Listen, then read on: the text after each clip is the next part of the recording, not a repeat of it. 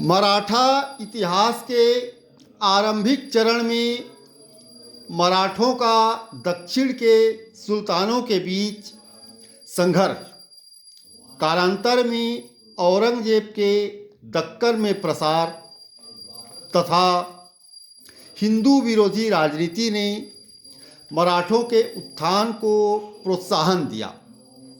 यद्यपि शिर्के, मोरे, निम्बालकर, घाटगे, घोरपड़े, जाधव, यहाँ तक कि शाहजी भोंसले भी दक्षिणी सल्तनत के प्रति वफादार थे, किंतु छत्रपति शिवाजी महाराज ने संघर्ष व स्वायत्तता के मार्ग का अनुसरण किया और इस तत्व ने मराठी स्वतंत्रता स्वायत्तता को एक पुरजोर स्वरूप प्रदान किया, बल दिया।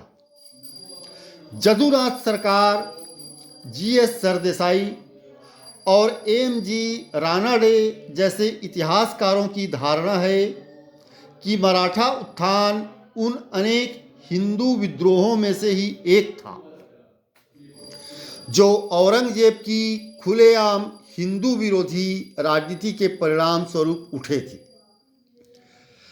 शिवाजी ने हिंदू पातशाही अंगीकार की, गाय और ब्राह्मणों की रक्षा का व्रत लिया और हिंदू धर्मोद्धारक की पदवी धारण की।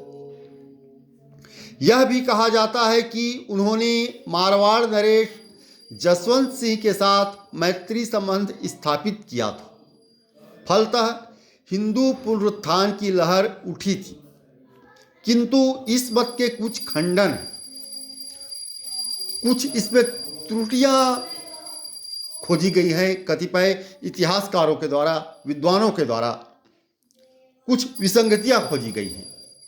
प्रथम यह कि मराठा शक्ति के विस्तार के आरंभिक चरण में संघर्ष मराठों और दक्षिणी सल्तनतों के बीच रहा था। यह बात सत्य है और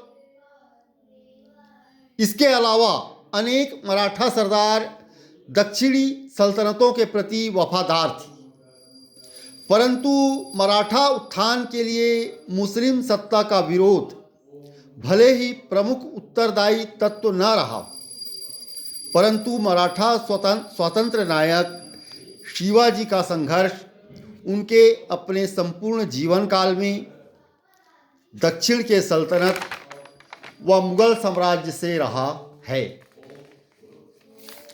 इसलिए ये बात पूरी तरह से असत्य नहीं है कि औरंगजेब की हिंदू विरोधी नीति मराठा उत्थान में प्रभावोत्पादक तत्व नहीं थी।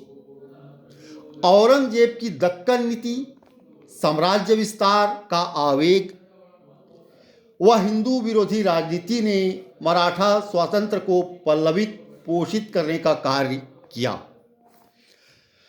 दक्षिण की तत्कालीन राजनीतिक स्थिति भी एक सशक्त मराठा आंदोलन के उदय में सहायक सिद्ध हुई। अहमदनगर राज्य के बिखराव और अकबर की मृत्यु के पश्चात दक्षिण में मुगल साम्राज्य के विस्तार की धीमी गति ने महत्वाकांक्षी सैन्य अभियानों को प्रोत्साहित किया। यह भी उल्लेखनीय है कि इस समय तक मराठे अनुभवी लड़ाकू जाति के रूप में ख्याति प्राप्त कर चुके थे। दक्षिणी सल्तनतों एवं मुगलों दोनों ही पक्षों की ओर से वे सफलतापूर्वक युद्ध कर चुके थे। उनके पास आवश्यक सैन्य प्रशिक्षण और अनुभव तो था ही। जब समय आया तो उन्होंने इसका उपयोग अपने राज्य की स्थापना के लिए किया। इस प्रकार धर्मांधता का आवेग, औरंगजेब की साम्राज्य विस्तार का आवेग और दक्षिणी सल्तनत महाराष्ट्र की राजनीतिक भौगोलिक परिस्थितियां और राजनीतिक स्थितियां भी प्रमुख रूप से मराठा उत्थान के लिए उत्तरदायी कारक थे। धन्यवाद।